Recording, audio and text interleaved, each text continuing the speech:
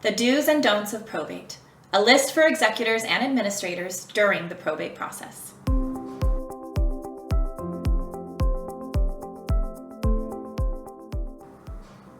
Welcome back to Probate and Trust Help.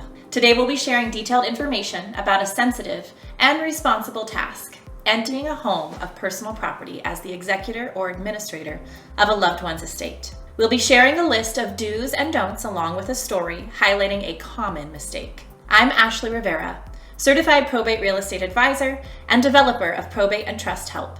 I'm a real estate agent in San Diego, California, and expert helping executors, administrators, and trustees with their loved one's home in probate or a trust. I hope you find this list and story valuable. Please take a minute to like and comment and subscribe, because when responsible for a loved one's estate, you'll need all the information we offer. Now, let's get started with the do's. Number 1, understand legal responsibilities. Generally familiarize yourself with California probate laws.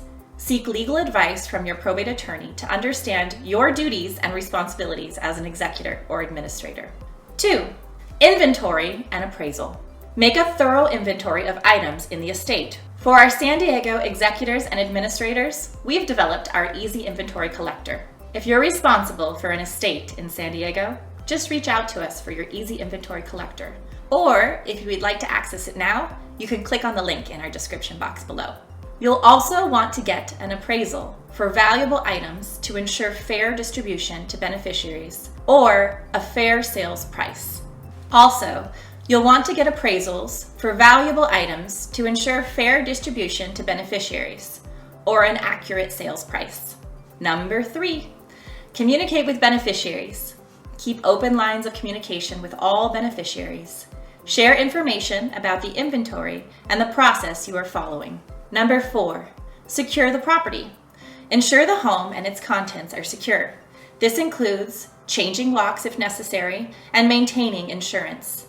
You'll also want to consider a temporary alarm system for vacant homes. Number 5, follow the will. Adhere strictly to the instructions in the will. If there is no will, follow California's intestate succession laws. Number 6, pay debts and taxes. Ensure that all debts and taxes of the estate are paid before distributing any assets. You'll want to consider holding out enough funds when distributing the assets to beneficiaries to cover things like supplemental taxes that you may not receive for 6, 9, or 12 months. Yes, 12 months, we've seen it happen. Number 7, distribute personal property. Distribute items as per the will, or if there is no will, according to California succession laws. Number 8, donate or sell remaining items. Consider donating items that are not claimed or required by the estate to charity or organizing an estate sale. Number 9, keep records. Document all your actions, including inventory lists, appraisals, receipts, and communications with beneficiaries. And number 10, seek professional help. Don't hesitate to consult with estate lawyers, accountants, or professional estate liquidators, and of course, real estate professionals that could help you. And now the important don'ts. Number 1, don't rush the process. Avoid rushing through the process of inventorying and distributing assets. Mistakes can be made when things are hurried.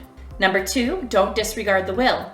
Never act against the wishes expressed in the will or legal directives. Number 3, don't show favoritism. Treat all beneficiaries fairly and equally, following the directives of the will. 4, don't ignore debts and taxes. Failing to settle debts and taxes can lead to legal complications. Number 5, don't use estate funds for personal use. Maintain a clear boundary between your personal finances and the estate's finances. You don't want to put yourself in the position of commingling funds and possibly getting yourself into legal trouble. Number 6, don't dispose of items prematurely. You need to ensure that all items are accounted for and properly appraised before distributing any of them. And now a story of what not to do.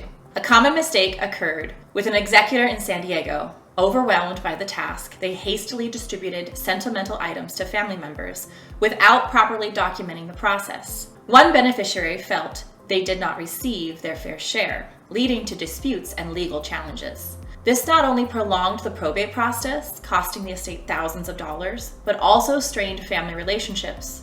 There's a lesson here, and it is to always document every step and communicate transparently with all beneficiaries to avoid misunderstandings and legal issues. Handling an estate requires a balance between empathy, diligence, and adherence to legal obligations. By following these guidelines, you can navigate the process effectively while honoring the memory of your loved one. Thank you for watching. We hope you found this of value. If you'd like to watch more, click here, or go to our playlist at our page. Oh, and just a reminder, don't forget to like, comment, and subscribe.